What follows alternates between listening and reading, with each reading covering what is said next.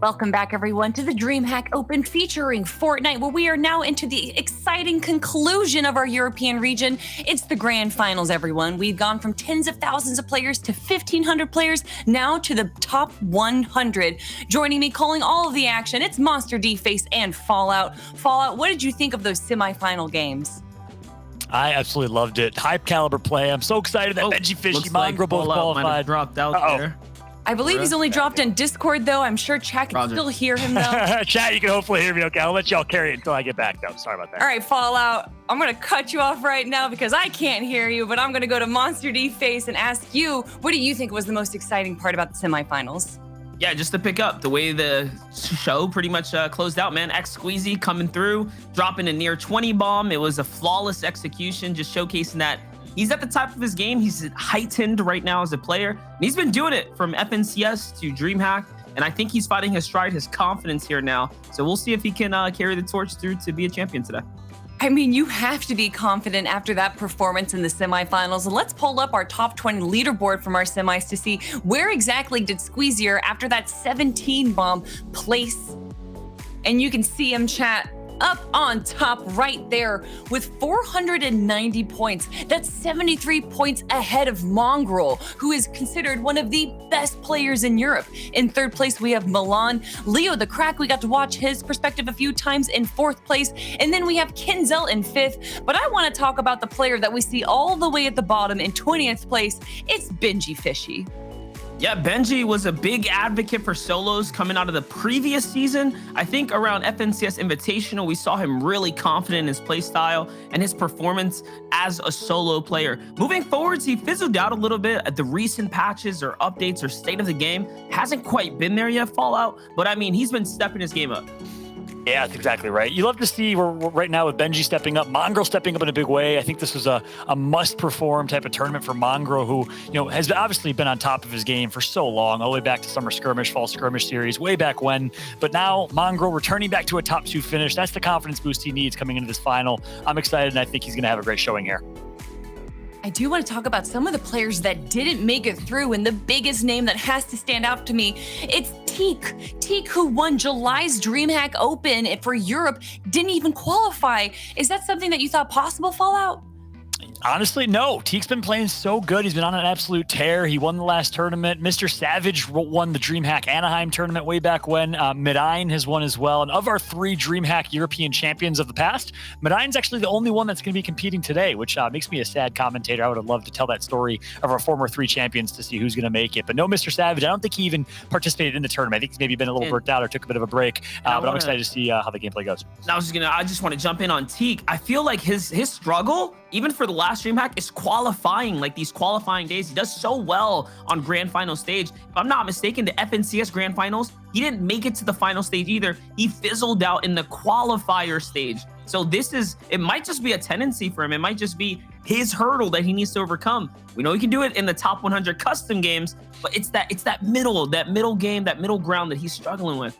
You're totally right. I forgot that Teak got 250th place, which was the cutoff in July to make it even into the semifinals. So hopefully Teak can figure out what's going on with that middle of the pack, because he performs so well when it comes into the grand finals. But speaking of performing well, let's take a quick look at some of the highlights in the semifinals to see how our players did. Yeah. And I love these highlights. Obviously, so many plays were made all tournament long. It was really, really impressive to see how skillful these players are. We talk about it often. How could you not? It's an important part of the storyline in Europe. The depth that exists in European Fortnite. You see the Europeans go over to North America, infiltrate successfully, making it to the finals. I don't think we have any, maybe 1 or 2 maximum Americans playing in this final. It goes to show this European region is just so incredibly skillful. That's right. The crossover for NA East into EU, I just want to say, I don't think we have as good enough internet, man. Whatever infrastructure EU's got going on, they clearly have the benefit. They have the advantage when it comes to playing across the seas, because they show up and they pull through every single time. But outside of that, this is your semifinal highlights. These are players that you're going to want to look out for. They're setting the stage for themselves. I mean, I don't think Leshy made it through this time either. We're talking about how Teak didn't make the cut, but Leshy also fizzled out as well. Close, but no cigar here. And Leo's the guy at the top of the pack right now. He's the man playing so well, as is X Squeezy. Yeah, honestly, you have Steelix, Teak, Reason, Leshy, Snazy, Kiriachi didn't qualify through, which is actually insane. Some of these players, Tayson is another big one that I was so excited for. He had an amazing semifinal qualifier. It's just crazy that some of these players did not make it. There's even more Fallout. Snazy, Durant, Dubs, Sebi, Thomas, Frist, Steelix, all these amazing players didn't make it through, which honestly really excites me because then I think that we might be seeing some new names up in the top 5, maybe a new star in Fortnite. But before we get into the first game of our grand finals, everyone, we got to pull up the drawing board because Monster, I need you to tell me where all of the interesting drop spots are going to be and where you think the action is going to take place.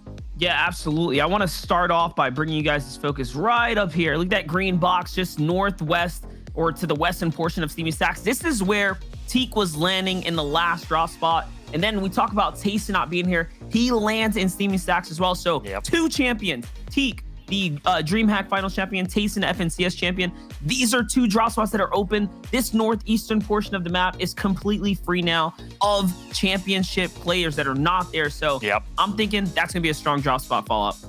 Yeah, it's a great call out. Although you're hitting the north side of the map, because I want to hit the south side of the map. If you look down at Caddy Corner, I know it's very generic at this point, but I'd be remiss not to mention it. Caddy Corner, most important drop spot in the game because you get the most important weapons in the game. Kit's Charge Shotgun and Kit's Shockwave Launcher, which can blow anyone off of the map in the late game circle type of scenario. I know Savid likes to drop caddies. We had a couple players that play caddy, so I'm really interested to see who it'll be a battle for over in caddy. We know Benji does like to drop Lazy Lake sometimes. Of course, Authority. We've seen Mongol drop there a little bit as well. Really, if you draw a 50 mark line kind of down the middle side of the map, it's a 50-yard line, if you will. This south side of the map is so crucial because you have Fortilla, you have Authority, and you have Caddy Corner as your mythic POIs where you're going to get your mythic items. And we typically see a lot more players drop towards the south side of the map, so keep an eye out for that. Top 100 players going to be dropping down in just a few moments, chat. But before we jump into game number 1, I got to go talk about the tournament structure because how did we get here? How did we go from tens of thousands to 100? Well, let's get into it. First, we had stage 1, which happened yesterday. We had 2 heats, open qualifying heats, so you guys can be a part of the action. Tens of thousands of players whittled down to 750 per heat, which means that we saw today 1,500 players in the semifinals where they had 3 hours to complete 10 games and collect as many points as possible through placements and eliminations, with eliminations getting them 5 points each. But now it's the meat of the competition, from 1,500 players down to the top 100, and this is where things shake up. It's going to be 6 games with the same stacked 100 players, game after game, fighting for their portion of the $250,000 prize pool. But guys, that's enough talk. We're going to have a quick break right now before we jump into game number 1, so don't go anywhere. Fortnite's going to be starting right after this.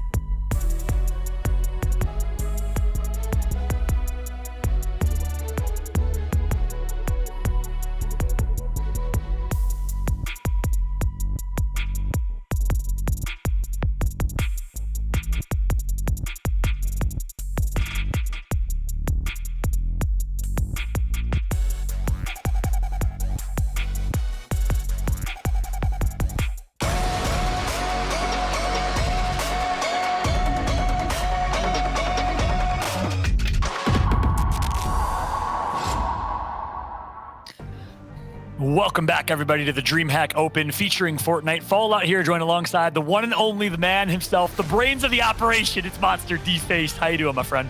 Hey, ready to get it, man. This battle bus is underway. It's 6 games in front of us, Fallout, and this is game number 1 unfolding right now. Let's go. And who are we going to jump on board to kick it off? It's Mongrel and Janice. What a way to start. 2 of the best players in Fortnite globally, let alone in European Fortnite. 2 players that need to be nerfed. That's how good they are. I'm excited to see what Mongrel and Janice can do here. Monster, you've been casting over them for a long time. What makes these 2 so special?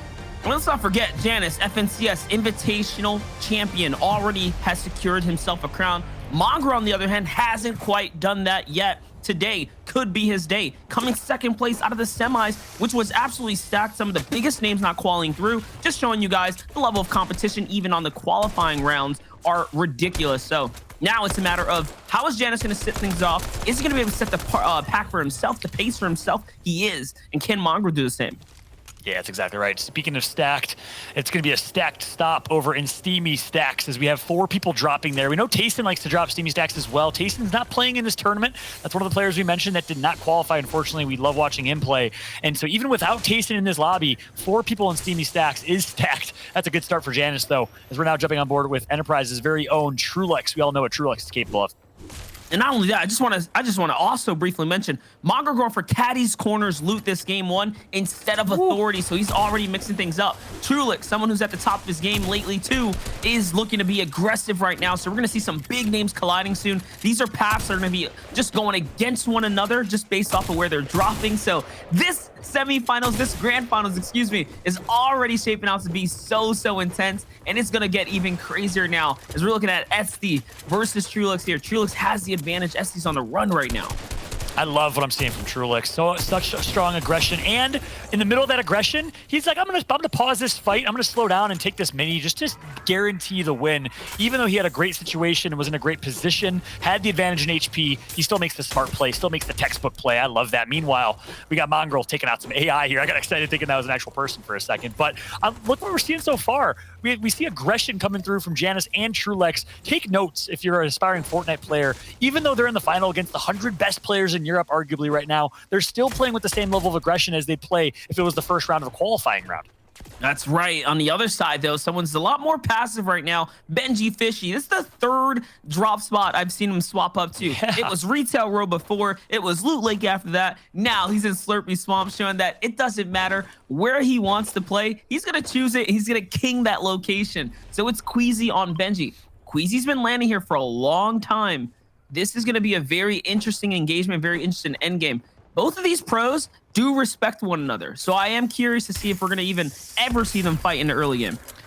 Yeah, that'll be interesting. Benji switching it up, and obviously Slurpee is an option now, whereas last time we casted a European Open, it was not. It was underwater. So some change-ups here. Meanwhile, we're jumping on board of Forzer, as 4ZR currently in a fight.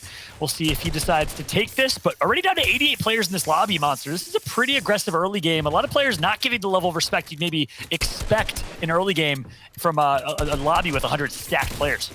That's right, but we got a little bit of an engagement here. It's an exchange. 4ZR, no. Lands his shots, but not enough against Garrus here. Garrus is going to get the best of him. Now he gets, a little bit of an upgrade, but look at that. That's 2 elims already. That's such an unorthodox drop spot. We're looking at, what's this, the old Shark, the previous mythic drop spot? So 2 elims there. Someone's got to hit the drawing board. Yeah, Enterprise Gaming showing up in a very strong way. We saw Trulex earlier, now board of Mexi, as he just gonna be looting up. No elims for him, a little more of a passive drop. Finally, Monster, we started so strong. We could take a breath for a second. I don't think I've ever had that fast of a start to a grand final in any of my Fortnite casts in history, so I'm glad we get to take a breather here.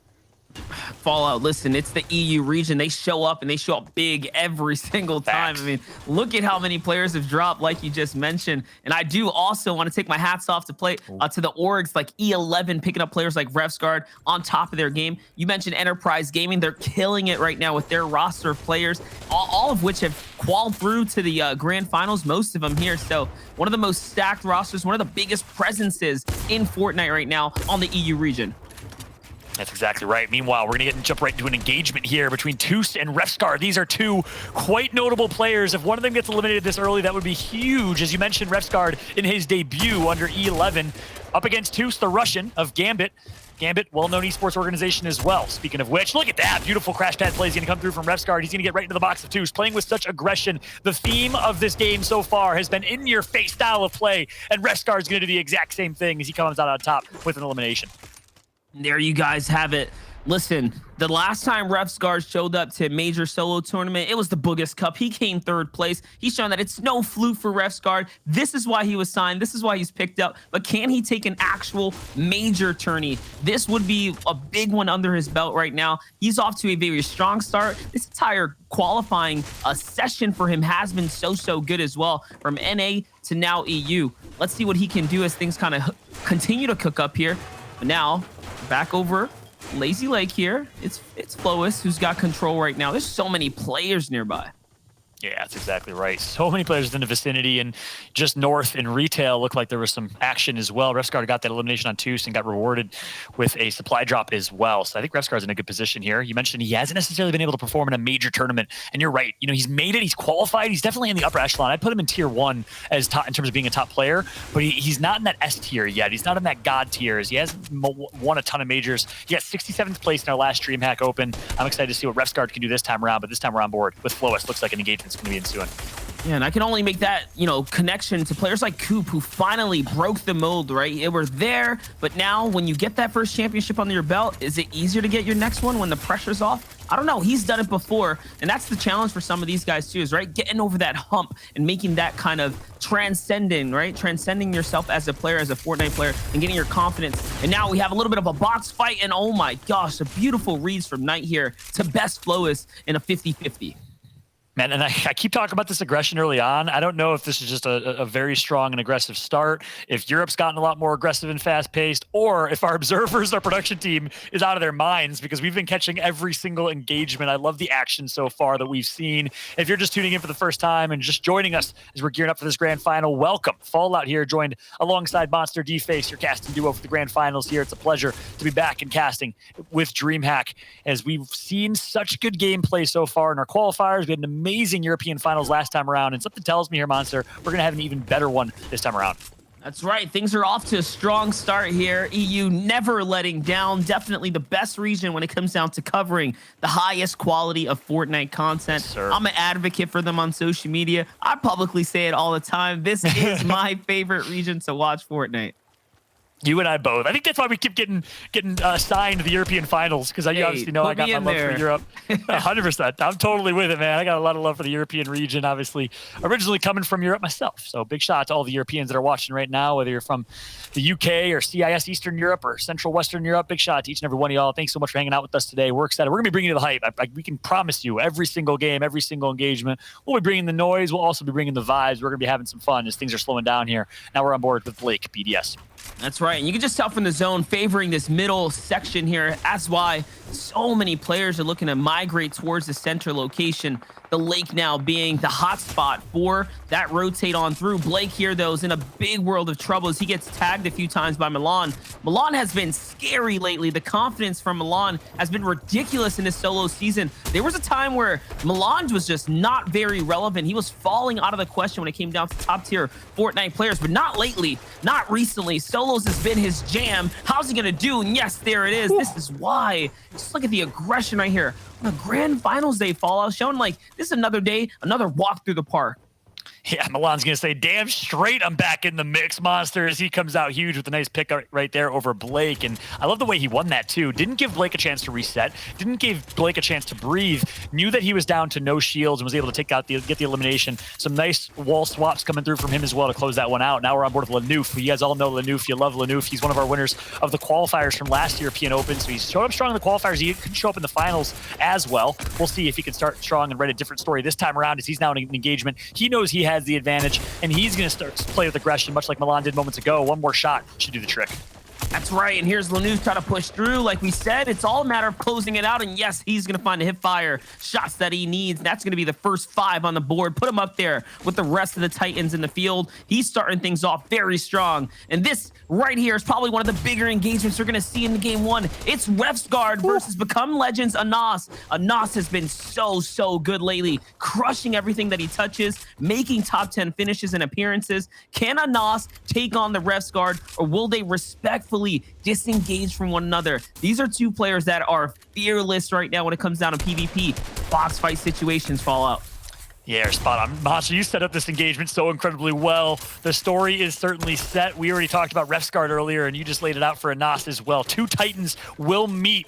Will Titan eliminate the other? Will they respect each other back on reset? Something tells me they want to fight here, Monster, and Refsguard so far has the slight advantage.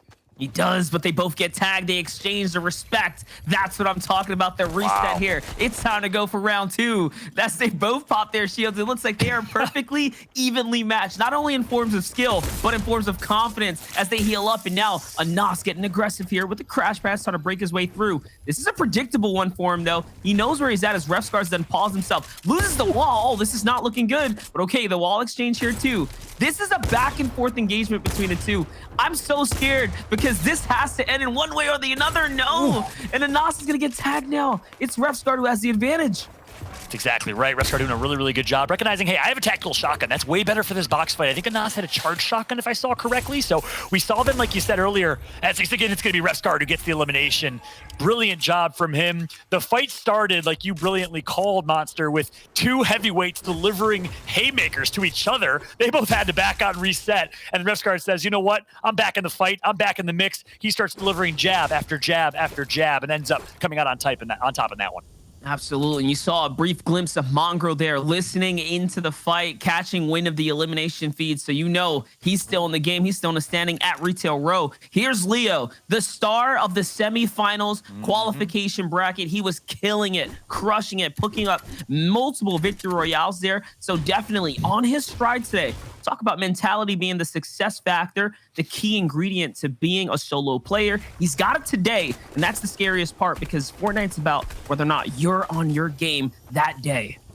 Yeah, you're spot on. Leo is an up-and-comer, a player that's not signed, free agent type of player looking to prove himself here in DreamHack. Can he do it? Much like Refsguard did last tournament. Leo's going to get tagged up quite a bit, though. It's looking dangerous as ADN, the veteran of athletics, one of the most storied organizations that we have, is on top right now in this fight, Monster. That's right. Leo's trying to fire back, though. Look at the clap back here. That's gone a little bit of an offensive edit, trying to see what he can find for the punishment factor there. But hey, he's got to pop another mini. He's possibly got to elevate himself here. Yes, no, instead he's going back on the offense. All right, he's getting very aggressive. This is the difference between casuals and pros. Pros fight even with no HP. They're willing to take it to your door no matter what the circumstance. And now the most risky of the crash pads out because the zone's pressuring in. That's only 9 seconds, 9 ticks. Good movement, but it's not going to be good enough. Not against ADN, the vet. And now ADN finds himself in an even more dangerous situation against Pablo Wingu, who's also fighting the pressures of the storm right now. None of them have HP. Yeah, Pablo, I believe from Germany, actually was able to steal the elimination right there, right out of the hands of ADN. ADN would have loved to have had that because he definitely earned it. He was the one that was doing so much damage to Leo time over time, but Pablo does get the elim. Pablo now stuck in the storm, really dangerous, hunting rifle shot. Kinzel decides not to go for it. A little surprising, goes for the AR shot instead, and it's going to pay off. A headshot right in the middle of the sky here. He's duck hunting, and he's going to get an elimination over Pablo. Gotta respect that first shot accuracy. Good call by Kinzo. It's gonna secure him the elim right there in the heat of the moment. Had to make a quick decision and it all pays off. I am also equally as curious to know if Cooler's Aqua is alive in this game. We saw Mongrel, one of the big names, still up. I'm wondering if Benji Fishy is also up too. So we'll be keeping a close eye to keep you guys all dialed in. Pen still alive, Tulek still alive, Raija still alive. These are massive names on the EU region, massive players that can influence the shape of this game, especially considering they have high ground early and the zone is favoring this mountainous area. Yeah, and I want to actually just correct myself real quick because it's the right thing to do. I had the wrong Pablo. There's a Pablo player from Germany. That is actually Pablo Wingu from Denmark that got taken out. He did get 1 elimination, so he'll get 5 points or some points on the board as well.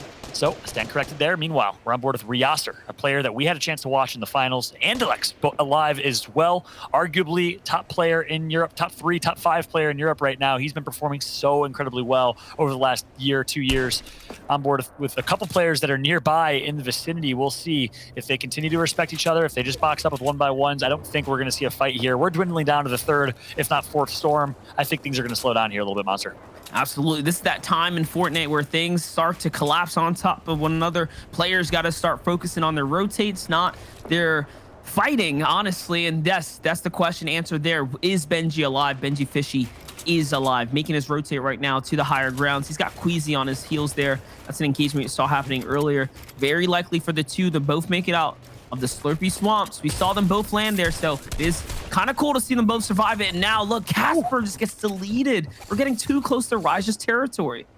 Yeah, I like Raja. I like the aggression from Raja. I like the aggression from all of Europe right now. It's been great to see. And guess what, Monster? You asked, is Benji Fishy still alive? You got your answer. Here he is on board for the very first time here with Benji Fishy. We'll see if Benji can have the breakout performance that he's looking to secure with a top 3 finish. He's been playing well in the qualifiers so far, top 20 finishes quite consistently. But this is where it matters the most. It makes no difference if you get 1st or 100th in the semis or 1st or 750th in the quarterfinal qualifiers. It all matters is that if you could just perform today in this grand final. That's right. You want first place, you want top 5s, you want to jump up that prizing bracket and take home the big money here. That's what's on the line. It's $250,000, life-changing money for some of these players. For others, it's about the glory and the clout today. Can you do it again? Will you show up and take another belt home with you? But here now, Benji just looking at the amount of clutter lining up on the back half of the zone. He's got the first decision to move here if he really wants to. With the launch pad in hand, I think he's okay. He's probably going to wait until these other guys set the stage for him with crash pads and other things of the sort. Unless the fight breaks out and he gets a free rotate. That's the question here, though. It's all about game sense on this mid-game pack right now.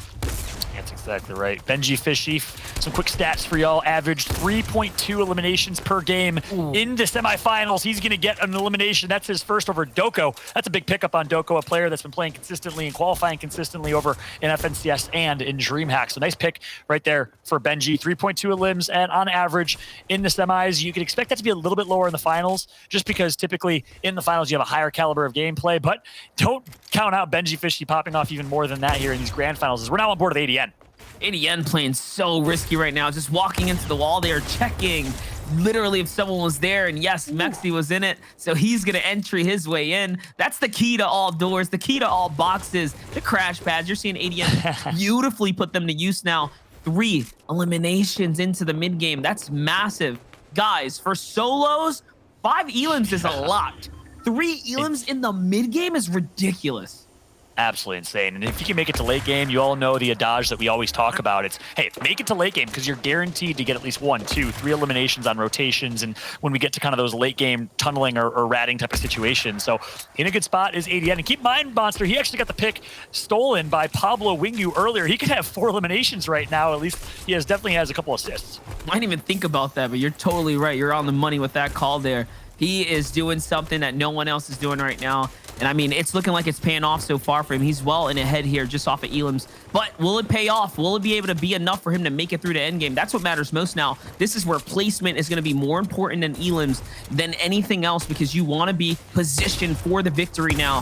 Benji takes the wall there. Beautiful reads as he catches someone in the air, trying to edit through, looking for just information. And Hax is going to fall. This is what we call an impact elimination, because all that loot he's gobbling on up, it's going into his inventory. Yeah, call him a chicken. Gobble, gobble, gobbles. He's going to pick up great inventory to his loot. Look at that. 3 big shields, 2 jump pads, and 3 crash pads, and 4 floppers. All he would benefit from is a better AR, and Benji is chilling right now in this late game. I know a lot of y'all in the chat stand with Benji. Well, guess what? He's got 2 eliminations. He's well above the Storm Surge threshold, and he's in a great position to go big in this late game, given his inventory. I mean, hey, we overlook top 20 placements all the time. You know, sometimes you just get brushed off, or, you know, first place usually takes the bulk of the attention. But Benji's on fire today. He just came out of a top 20 from semis. That's a fairly good placement. That's something that you can be somewhat proud of leading into your final games. With the tweaks in his play style, it looks like he's already tightening up the leaks here. He's looking like he is very, very in a dominant position, very confident right now. 12 points already.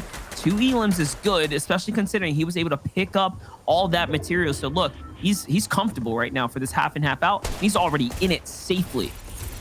That's great call. We see Endelix, Bad Sniper, Alfred, a few others in the vicinity. Snap, a player that has quietly performed incredibly well in the qualifiers and throughout the past couple of months.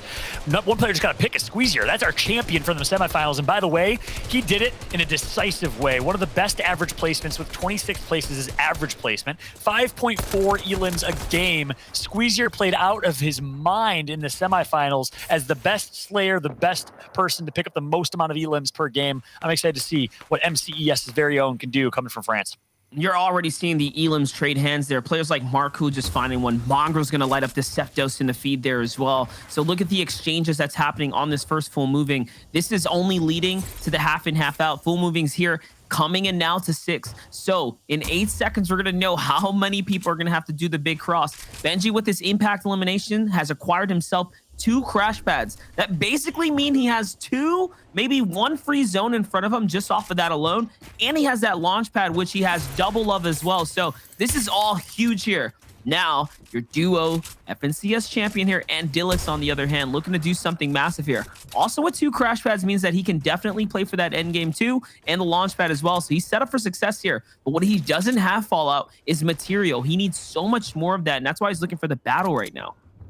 That's exactly right. You know, and Dilix, Squeeze, Podesai, so many players on that MCES French roster, so incredibly strong. He's actually going to get that elimination. Big pick by Dilix right there. That's going to be a nice mini impact frag as well. It's going to help him out a little bit with ammo, with resources and mats. He's going to now rotate through. Did take some damage to the storm there, so it's going to be a little dangerous if he can get sniped in the sky, but he looks like he will land softly. Friendly skies right now as we have a couple players flying through. Dilix able to slow things down quite a bit, looking for some more picks. He's actually has a chance to get one. It's actually Benji and a few others right above him. Absolutely worth it. He's 3 times his material rate just right there. He was only at 30 bills before. He had 90 coming into this one now. And look at that. He's got plenty of material to continue to push on through. On the other hand, though, Benji with those 2 crash pads, like we said, guarantees him a couple zones. And look, he's in front right now. He can do something big with his positioning. This is why he's looking back right now. He's trying to see what he can get. It's Mongrel to his left, though, on the west-hand side there. So we might be seeing a massive engagement between the 2. Who's going to play upset right now as everyone wants to make this end game here? Squeezier still going off right now, lighting up the feed. My gosh, you have to think that he is on fire right now. On the other hand, though, Benji stepping up to the box. He's got Joy here in his sight. Will it be enough? That was a white tag there. Not quite enough, but hey, it's giving him the free layer now.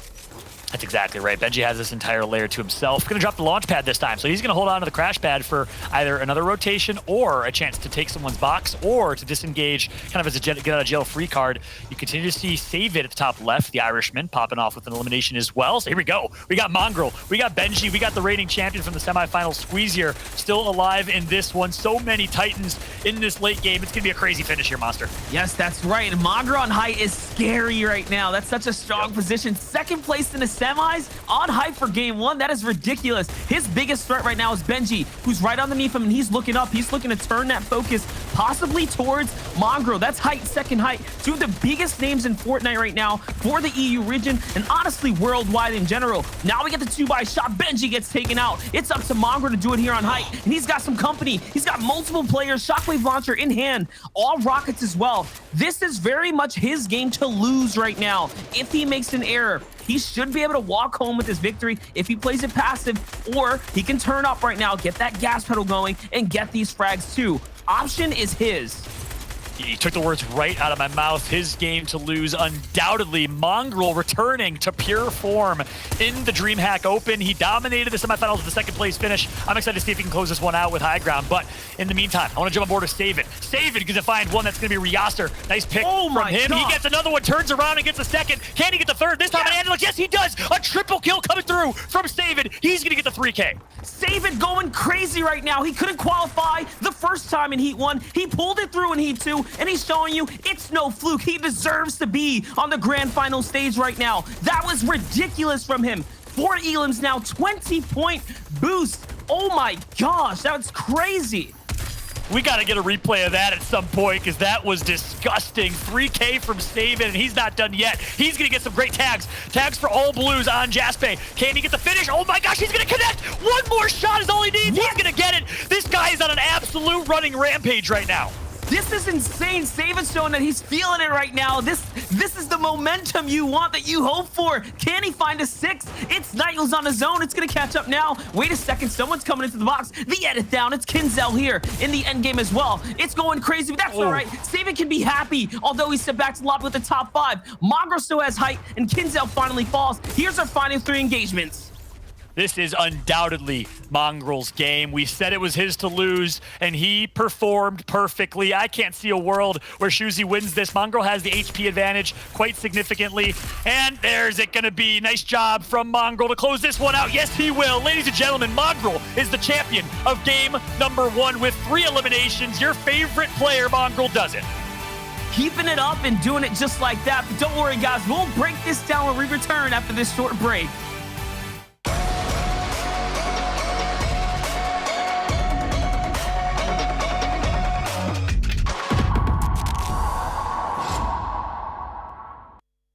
What's up, everybody? Fallout here, and welcome to yet another rendition of Drawing and Guessing. I'm going to be drawing today. You're going to guess I am a Greek Picasso. So you can expect some greatness here, aka I'm the worst drawer in the history of the world. Let's jump right in. So first, oh God, this is going to be rough. This is going to be very rough. There's no way I can draw all these little squares.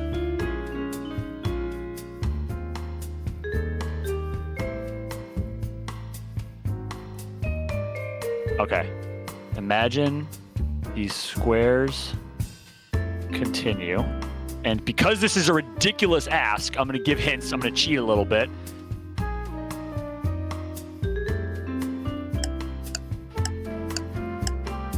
And the answer is DreamHack. This is the DreamHack logo because this is the DreamHack Open. That's not fair. How do you draw a logo without using the name? That's what a logo is. It is quite literally a name.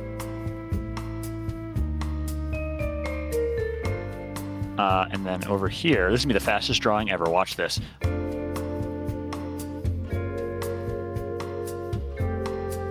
Oh, this is really bad. Okay, I'm going to, and then...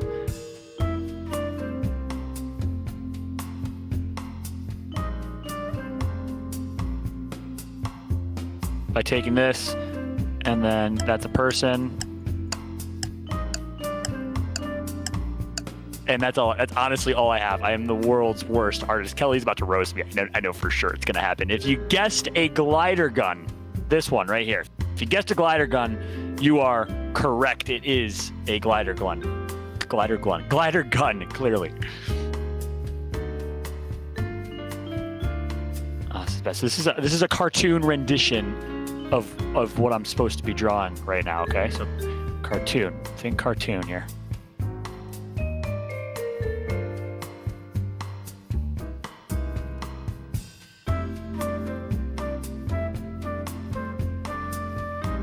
Never been more focused in my entire life.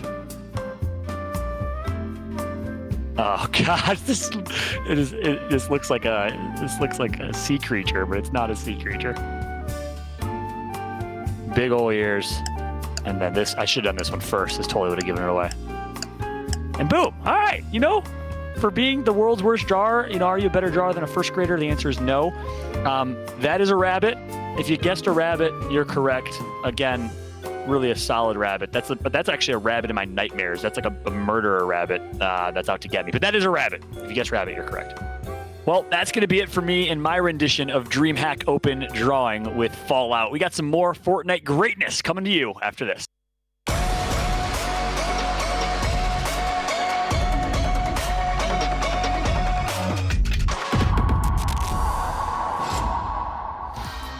Welcome back, ladies and gentlemen, to the DreamHack Open featuring Fortnite, where we are in the grand finals of our European competition. It's been 2 days of intense open qualifier semifinals, but now it's down to the top 100. Who will be taking first place? Who will claim their part of the $250,000 prize pool? 1 game's done, 5 to go. And it's going to be an interesting 5 games, guys. I'm your host, Hello Kelly Link, and calling all of the action for the grand finals. It's Monster D-Face and Fallout. And Fallout, incredible artwork there. I'm not being sarcastic whatsoever. I think you should just quit casting and try and become a professional artist. Wow, I was not expecting that. As I said in this thing, I thought you were actually going to roast me like you did Sundown. That's probably the nicest thing anyone's ever said to me, Kelly. I really appreciate it. Thank you. You're welcome. You know what else is nice? Our top 20 leaderboard. Let's see who's feeling nice and high right now in our final leaderboard. And first place, surprisingly, Mongrel did walk away with the victory royale, but because he only got 3 eliminations, Knight with 6 eliminations is actually going to be in first place right now. Shuzi's going to be right behind him at 78 points, so only a 1-point difference right now between first and second place. Of course, Mongrel's going to be in third. We have Savid in fourth place there, and then we have Alfred in fifth. Alfred, that's exactly right. Save it with the pop-off game, man. I hope we got that replay because that was disgusting what he did. Unfortunately, didn't get the top 3 placement, which would have helped him quite significantly. But I gotta say, big shout out to Knight and Shuzi, 2 players I don't know a whole lot about. I know Knight is from Germany, and he's kind of a mid-tier, tier 2 player, but obviously trying to prove that he can bang with the best of them. So really, really good showing from Germany's very own Knight. Shuzi is a complete dark horse to me, so I'm excited to see him in the top 2. I'm just excited in general, just seeing players like Mongrel take a victory, setting the pace for himself. Probably one of the first victories he's ever gotten on a grand final stage. We'd have to do the cross-reference on the stats for that one, but that's a big showing right now for the vets of EU.